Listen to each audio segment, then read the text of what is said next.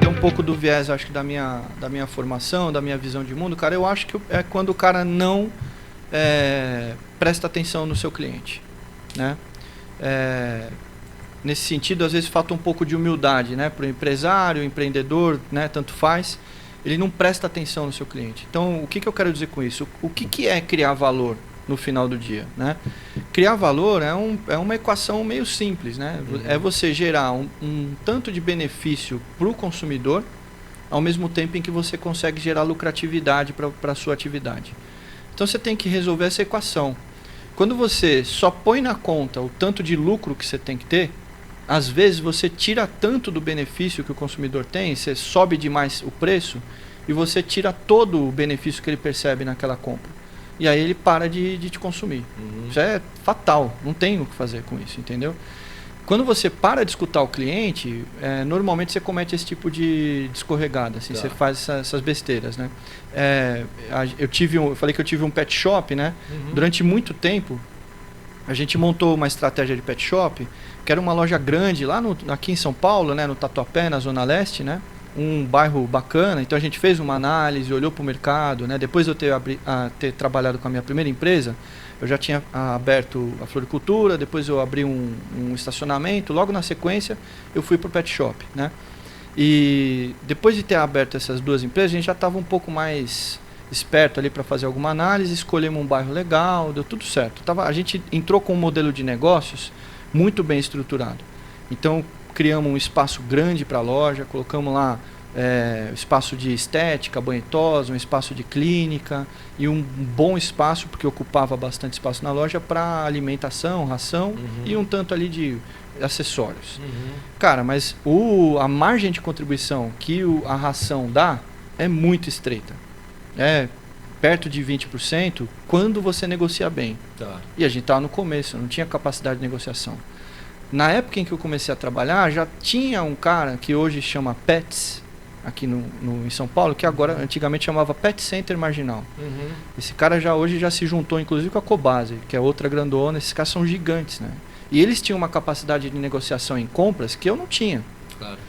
Qual que foi a estratégia que a gente adotou? A gente basicamente, eu encaixava o mesmo preço que eles. Não importava o quanto eu acertava na negociação com os caras. Então eu comprava a ração dos fornecedores e imitava literalmente o preço do Pets. Imitava. Para poder trazer um pouco de cliente para você, né? Porque assim, aí que tá. Eu tinha basicamente o seguinte. A gente tinha o movimento que vinha para o pet shop, era o cara que estava precisando alimentar o pet dele. E aí ele descobria que tinha serviços, e no serviço a gente ganhava uma margem alta. E cara, deu muito certo isso durante muito tempo, né? A gente tinha momentos em que a gente teve momentos, cara, em que o Pets era perto da minha casa, eu descia para comprar no Pets e colocava na minha prateleira. Simples assim, eu só repassava o preço. A margem era 0, né? E eu tinha sócios, né? Meu pai, meu irmão, tal, minha mãe também me ajudou bastante na loja naquela época, e eles começaram a discutir que a gente tinha que aumentar esse preço, que não era correto. E aí, eu no voto vencido, a gente parou de escutar o cliente, eu nem quis ouvir a minha tese era: o cliente está vindo para cá por causa da ração. Você vai empurrar ele para outro lugar, não sei o que vai acontecer.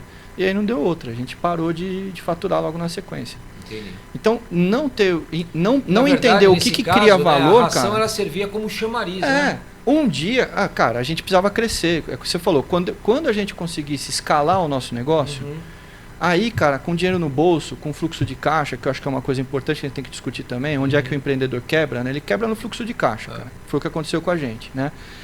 A gente não quebrou, mas a gente fechou a operação porque começamos a brigar muito. Então, essa é uma outra coisa que a gente podia falar também, né? Quando você empreende em família, tem muita coisa legal para conversar também. Não só em família, né? Sócio é uma complicação. Você tem que ter muita parceria, né? Porque o desentendimento vai acontecer.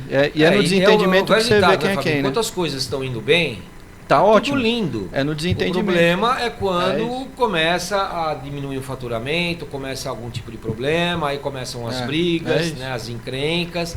A gente sabe como é na escassez que a gente conhece todo mundo, né? Então, isso é um problema, né? Então, quando a gente parou de olhar, ter foco na criação de valor e só mexeu lá um indicadorzinho que era o preço, né?